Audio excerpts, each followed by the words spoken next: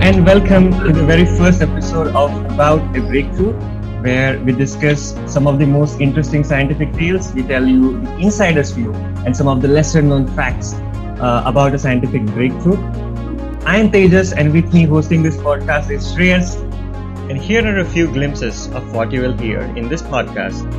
He said, whenever you think you have hit the limit, just ask, is that the limit?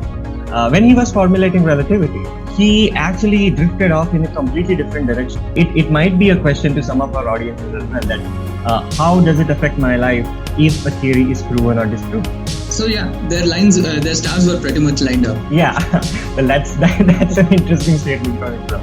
You go there, you set up your telescope, and guess who is there? Bad weather.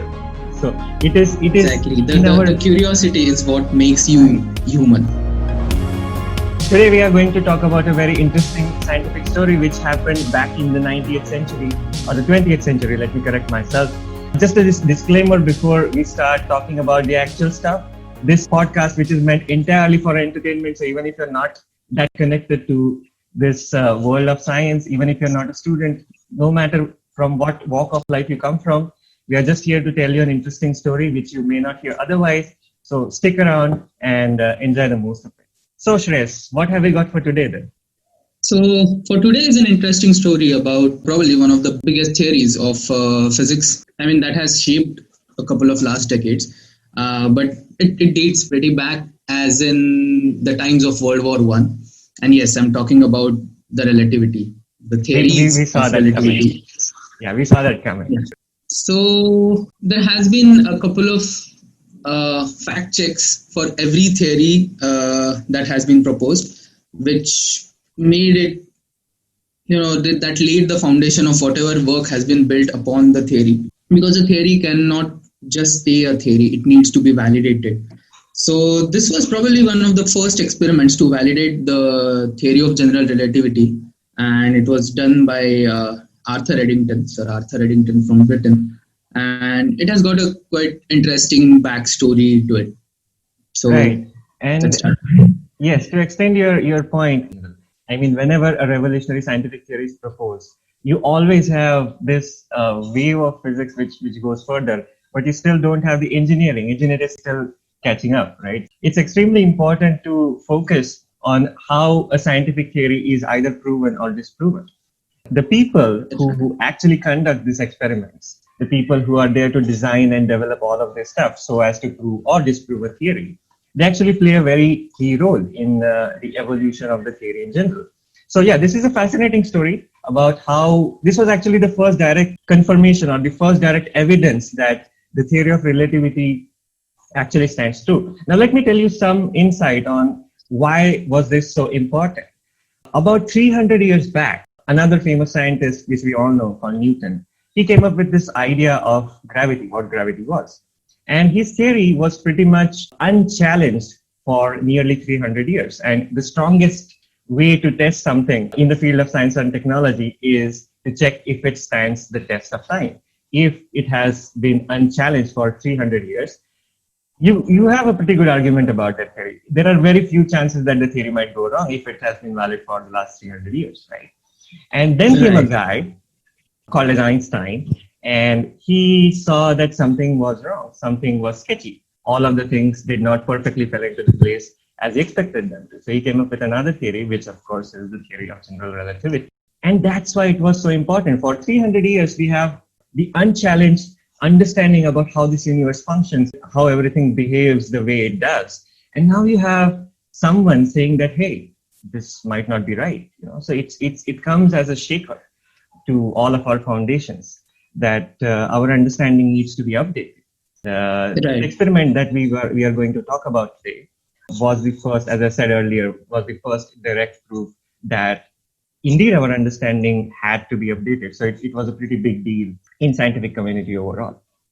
So if I'm not wrong, you know what, Tejas? Yeah, I think this is like one of the best parts of being in a field of science. Yeah. That there will always be someone who is challenging your ideas. And this is kind of like opposition party from politics or something. And if your ideas get challenged, you work more on them. So of course, a genius like Einstein was able to challenge his own ideas, but he also made some mistakes. There were enormous number of people who have helped him, corrected him, or challenged him, and in the due course made the theories about the physics perfect. So it's a good thing about science that there is always your peers, your colleagues, or even your competitors. They will always push you to your own limits and to give the absolute best. Absolutely, absolutely. I couldn't agree more. And this is one of the unique things about science is that everyone is working together to make the progress happen, to make the benefit for the mankind. That's the best part of all of it. So let me give you a quick overview of what this story was. What are we going to talk about today? Some facts and figures for you. Then we'll go on to the next thing. So in 1915, Einstein first published this paper on general relativity. It was a series of papers, but the last one of them was presented in 1915, which is about 100 years back from today. It was presented to the Prussian Academy of Sciences, and basically it talked about how gravity works. Now, one of the key facts or key predictions that the theory made was that whenever light traveled across a massive object, much like the sun or the earth or anything massive than that, it slightly curves in terms of the path that it takes. For example, if the light, you're expecting a light ray to travel in a straight line, and if there is anything massive in the path of that light ray, it will not go in a straight line anymore. It will take a curved path and head to somewhere else. Now, it was also predicted by Newtonian theory, but the key distinction was that the value which was predicted by the Newtonian theory was exactly half as that was predicted by Einstein. So this was actually a very good test case to check that which one of these theories were right. I mean, if you get the value which is half, you get the answer as the Newton's theory is correct. Otherwise, Einstein's theory would prevail. So this was the key thing, Right. To have a massive object in the path of light rays, and to see if the curvature or the path of the light rays indeed deflects by how much value. Now you may ask, if you only see the light rays coming from an object, how are you going to distinguish? How are you going to make sense out of it? Are they really deflecting due to a curvature, or that's where the real position of an astronomical star is? This can be a question of the day. Exactly. And the point to distinguish is that you have to observe the same piece of sky when a massive object isn't there, and when a massive object is there, to compare the two results. That's the only way you can get the idea. And that's what these guys did. There is a cluster called as Hyades, which is one of the densest star clusters as seen from Earth. So you get many candidates, many points to evaluate or to measure that deflection which is going to happen. So there is a certain location in where this Hyades star cluster appears. These the scientists which we are going to talk about in some time, they photographed this piece of sky when the sun wasn't there. So they got the relative measurements of how the star cluster looked like, and later on they photographed the exact same piece of sky when the sun was in between. So there was a star cluster, then there was the sun, and it's you who is observing the cluster then. So that's how they were able to distinguish how the deflections in the positions of the star, and that's how the theory of relativity stood to be correct. Was confirmed. Right. We may say the stars were aligned, because all of this had to be very serendipitous in a way, because this experiment was carried out just 4 years apart from the first published paper, right. And it was quite a good coincidence. You know what? More than a coincidence, it was the willpower, anything. So that thing makes a person in science make the most of whatever they have. And apparently for these guys, they had an opportunity. That was the total solar eclipse. Because how else can you see the stars in the daylight, right?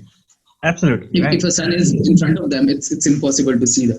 Right. So they had a total solar eclipse lined up, and apparently it was the biggest one around in the 500 years or something. Yes. It was the biggest solar eclipse, which dated 500 years ago. Until that point, 1919 was the biggest solar eclipse in the last 500 years. So their stars were pretty much lined up. Yeah, well, that's an interesting statement coming from. I really like that.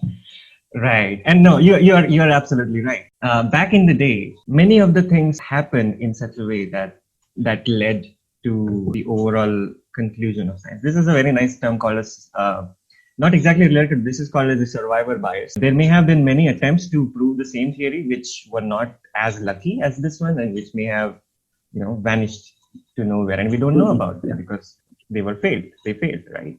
Relativity succeeded. That's why we know it to be true. So there has to be this serendipitous chain of events which led to this remarkable theory in the first.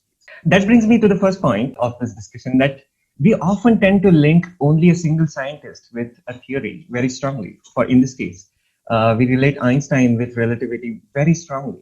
But in fact, there are so many people involved in this theory, its formulation to its testing, and it's even until now, LIGO is making measurements for gravitational waves, and it's proving the Einstein theory in the first place, right? So there are many people who contribute this theory. Just to give you a very curious example, Marcel Grossmann was a mathematician who was Einstein's classmates, in fact, when he was studying at Zurich.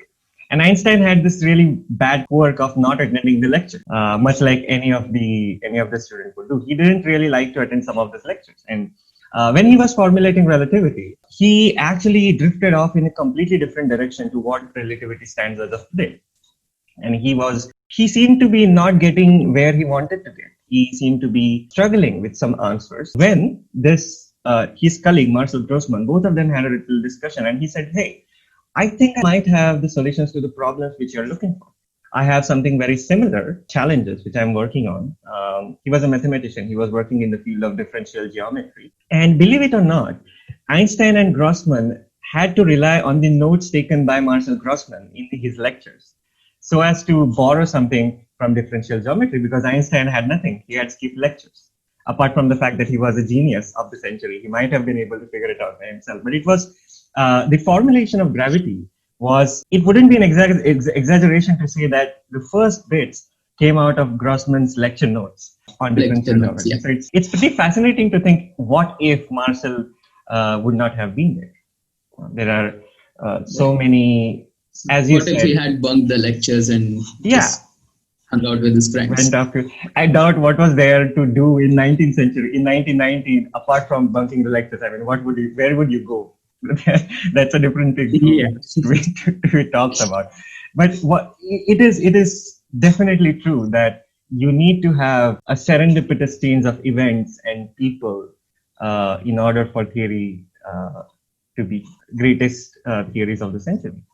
It is indeed serendipitous, and there are many key people who are overlooked, who don't get a chance to come in the spotlight, but they are as firm contributors to the theory as anyone else. Exactly. And you know what, just like the key people who need to be at that places at those times to shape a theory or a breakthrough, or basically anything that is progressing the humanity altogether. I think especially in case of a theory, there also need to be some experimental proofs that were just at the right place at the right point, that will lay the foundation of everything that is built upon that theory, and in a way prove and give direct evidences that the theory is correct and it is worth exploring more. Absolutely, that's right. I mean, it is as I remember one of our discussions when we were deciding to talk about this topic, that you mentioned that it is an art to create an experiment out of the data, and I couldn't agree more. It is often a very beautiful topic to talk about, that the people who usually come from scientific and mathematical background are seen as completely different people from the people coming from artistic backgrounds, such as a musician or a painter or artist. And the point that you mentioned, that it is indeed an art to create experiments out of the data you have. You have to be creative. I mean, it's not a joke to construct an experiment that would prove the revolutionary theory, that would prove a theory which has been standing for 300 years wrong. How do you create an experiment like that? You need to have your genius, but apart from that, you absolutely need to have the creativity. And in some sense, then, these creative people coming from artistic backgrounds and the scientists coming from purely technical backgrounds, they have a lot in common. Their creative thinking is, in both senses, you need to utilize that creative thinking. So Absolutely right. Right. Oftentimes many of these great scientists, they used to play an instrument or pursue some art as a hobby, and they were really good at it. For example, Einstein used to play violin. Yeah. Dr. Richard Feynman, he was a very good bongo player. A lot of this stuff. So basically, you need to get your creative juices flowing to be it an experiment, be it a theory, to propose anything out from a scratch. You need to be really, really creative. Absolutely. Absolutely. Right. So let's talk about how this experiment was actually conducted, what things they did in order to prove this theory to be right. Apart Yeah. from the fact that there were many key people and some of the very precisely designed experiments, how did they manage to do this? So as we have discussed, the central hero of this story is Arthur Eddington, who was a British astronomer, who was also a chief astronomer at the Cambridge University. So you need to look at two things in order to talk about this story. First of all, you need the picture of the same piece of sky when the sun is not there. Then you need a picture of sky when the sun is there in order to measure the reflection. Now, as you said, it is not so easy to look at a piece of sky, particularly a star cluster, during the daytime. So what do you need? You need an eclipse. And the 1919 eclipse was the way to go. The only problem was Einstein was in Germany and Eddington was in Britain. And if you see the trajectory of 1919 eclipse, the path of totality did not fall in any of these countries. They had to go elsewhere. And they figured out the two of the best places to catch this eclipse. One was in Brazil. The name of the town was Sombra in Brazil. And the other site which they identified was an island just off the coast of West Africa called the Principe Island. So two of the expeditions were figured out. One was led by Arthur Eddington himself. Right. The other one was led by Frank Dyson, who is another massive person in astronomy. Maybe in some other podcast we'll get to talk about him. So these guys traveled with some of the telescopes and photographic plates, glass plates on which they could capture what they're seeing through a telescope. And they traveled at both of these places in Brazil and in West Africa, and they tried to photograph this high-disk star cluster when the totality was going on. Right. The best part was these instruments that they were using, compared to today's standards, they were a mess. I hope that wouldn't be an exaggeration. But they were pretty difficult to handle. Absolutely, yes. So I would just like your take on this. Handling and of course, handling and precision both were a problem back in those days. And maybe a couple of generations from now, if something like a Large Hadron Collider, a couple of generations or maybe 100 years later, people will look back at LHC and say, "Oh my God, their instruments were mess," because engineering is always evolving. You measure your precision of measurement, your repeatability, all of these things, your reliability on the instrument, all of these things, they go on increasing, and they will never cease to increase. They will never cease to advance and progress. So one of the things I think is we should keep repeating the old experiments again and again and again. Because they say that new physics always lies at the boundaries. We should keep pushing the boundaries of measurement. Maybe we can find something that combines the two of the prominent theories right now. Right, absolutely right. And I remember one point, because you mentioned this, we have to do an experiment again and again. This particular incident coming from Eddington, it was seen by many people as a victim of confirmation bias. Now, what is a confirmation bias? Let's say you want to test something. Let's say you want to test, I'll take a very easy example, that how much does an orange weigh, a random fruit, how much does it weigh? And if you have a guess, if you have a theory which says that it should weigh anywhere between 300 to 400 grams, okay? Confirmation bias tells you that because you already know what is the expected range of something, you inherently, unknowingly end up creating an experiment which is going to measure the same thing, because you already have that in your mind. So when you're designing an experiment, inherently without your knowledge, you end up constructing the experiment so that it would confirm your theory. And that's a very important thing to be considered while designing an experiment. You should not fall into any kind of bias. And this thing which you mentioned, that doing the same thing over and over again, actually takes care that it is none kind of bias is actually creeping into your measurement. So it is indeed very an important thing to address. I mean, while reading on this experiment, I found that the latest data we have is from 2017 or something. And people have just been doing the experiment and measuring the deflection of light that is caused by massive objects. Yeah, most of the results are in very well agreement with what Einstein's theory predicts. 1919 experiment was quite a great success. You'll have to say.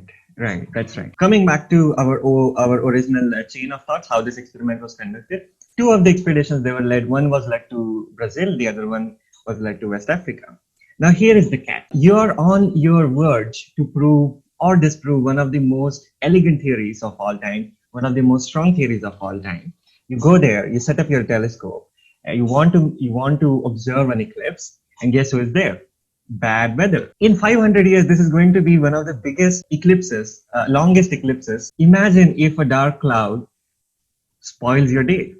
How heartbreaking would it be, right? But as they say, that's how they see this experiment was designed so beautifully that they knew that things like this would actually come into place. That's why they went to two different places in two different countries in the first place, right? Because the weather can play a significant role. And I remember, I will attach this photograph for our viewers or the audience here. The two telegrams which came back to Britain, one from was Brazil and one from was West Africa. The telegram which came from Brazil said, the telegram which came from West Africa said, going through thick clouds, still remaining hopeful. And the telegram which came from Brazil said, beautiful eclipse observed, hoping that we get the data.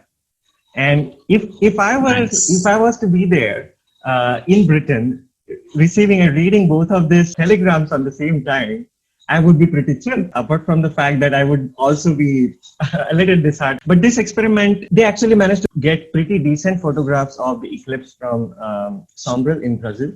And they were later compared, both of these photographic plates, as we are saying all the time in this podcast, both of the photographs are compared. And on microscopic levels, the deflections in the star, in the positions of the star, they were accurately identified. And indeed, as it turned out, the deflections were twice as much as predicted by the Newton theory. So Newton was wrong and Einstein was right. And that's how the first direct proof of the theory of relativity came into existence. I also remember there is a very beautiful title given by New York Times on just the day after this breakthrough was made. It goes something like, all the stars askew in the heaven.